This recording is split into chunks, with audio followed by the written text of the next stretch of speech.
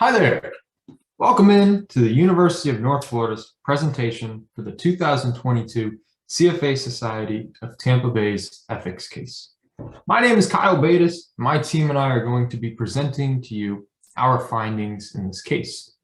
Now, just to give a quick recap before we jump into the discussion, we would like to provide a quick overview of the situation. Halon Brute tweeted out to his 1 billion Twitter followers asking whether or not he should sell 10% of NextFly Incorporated.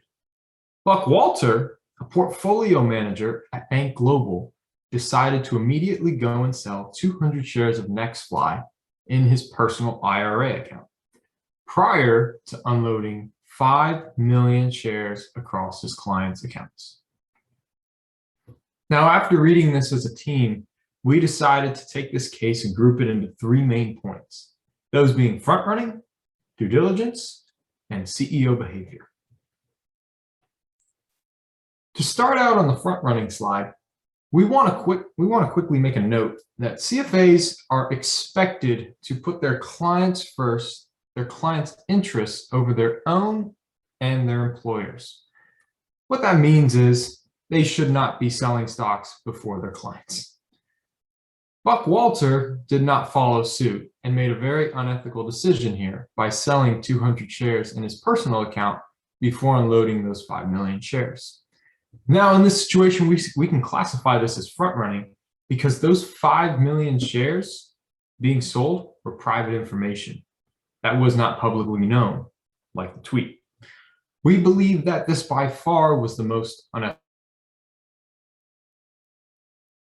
practice involved in this case, and relate this back to a case in 2015 with Dieter Winnett, who sent information to 3 acquaintances before he bought and sold sizable blocks of stocks on behalf of his fund. Now, this resulted in him losing his CFA designation, and we believe that we may see a similar outcome from the situation for Buck Walter. Now, just to quickly follow up with the specific rules stated in the Standards of Professional Conduct by the CFA Institute, members and candidates must act for the benefit of their clients and place their clients before their employers or their own interests. As we know, that rule was not followed in this case. I'm going to go ahead and pass it on to Robert, who will be discussing due diligence. Go ahead, Robert. Thank you, Kyle. Another large unethical aspect of this case that we identified was the lack of proper due diligence. Now, due diligence is a standard of the CFA Institute, and it is expected to be followed by every member of the CFA.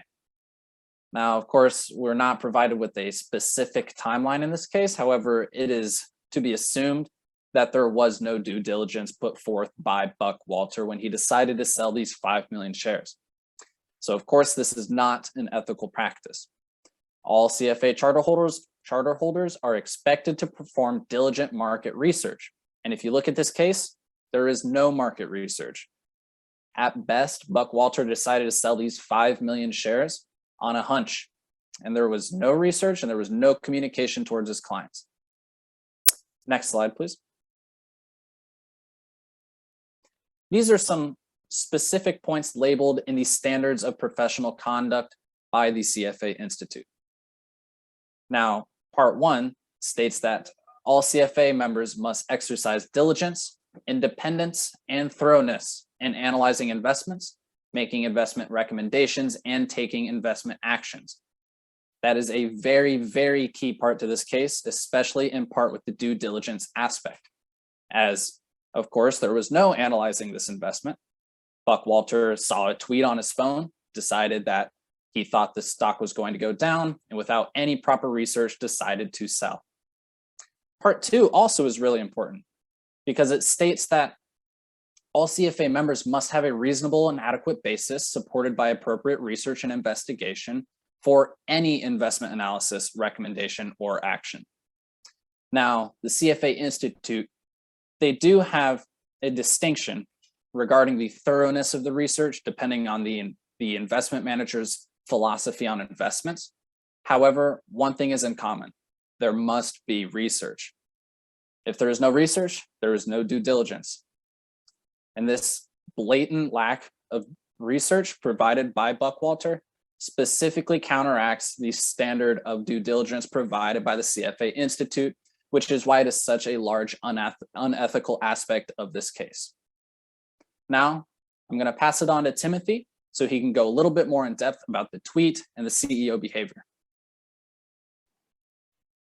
Thank you, Bobby. This entire situation stems from a tweet, and CEO Halon Brute engaged in an unnecessary tweet, or unnecessary behavior, if you will, that had potential to severely impact investors.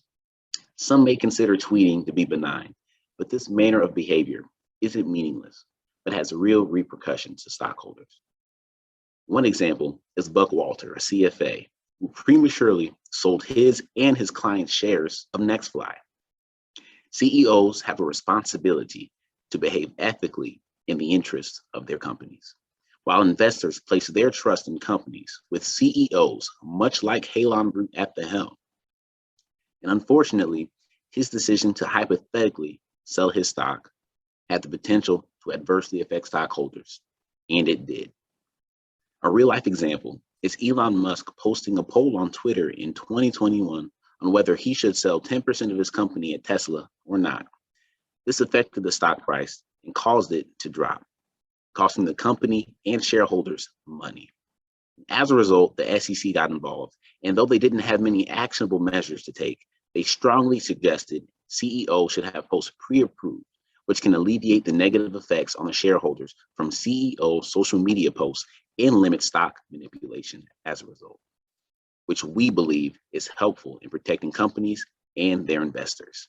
At this time, I'll pass it to Vincent for our solution.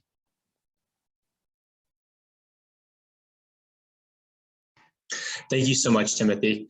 As far as the solutions go, deterring Halon Brute's and Buckwalter's misconduct are the most important to discuss. While Brute's actions coincide with the CFA's Code of Ethics, this is a strict matter for the SEC. The next issue is the front-running that occurs when Walter acts on information in his personal account before informing or acting upon his client's best interests. Advisors who choose to act against or for that information should have an indefinite revocation of their CFA license. Additionally, advisors are required to do research and their due diligence. Walter didn't have enough research to make a trade of that magnitude. As this is our last slide, we want to thank you for taking the time to hear our ethics case. We hope you consider us for the Final Four, and we look forward to working with the CFA Tampa Bay Society in the future. Thank you again.